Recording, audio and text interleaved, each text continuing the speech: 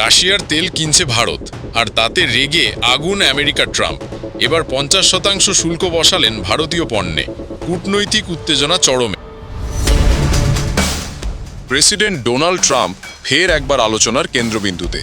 ভারত রাশিয়ার কাছ থেকে তেল আমদানি করছে এমন অভিযোগ এনে তিনি ভারতের উপর আরেক দফা কড়া পদক্ষেপ নিলেন। মাত্র কয়েকদিন আগেই ট্রাম্প প্রশাসন ভারতীয় পণ্যের উপর 25% শুল্ক আরোপ করেছিল, আর এবার সেই শুল্ক দ্বিগুণ করে 50% উন্নীত করলেন। অর্থাৎ ভারত থেকে আমদানি হওয়া পণ্যের উপর এখন যুক্তরাষ্ট্রে মোট 50% শুল্ক আদায় হবে। ট্রাম্প এক নির্বাহী আদেশে বলেন, আমি জানতে পেরেছি যে ভারত সরকার সরাসরি বা পরোক্ষভাবে রাশিয়া থেকে তেল আমদানি করছে।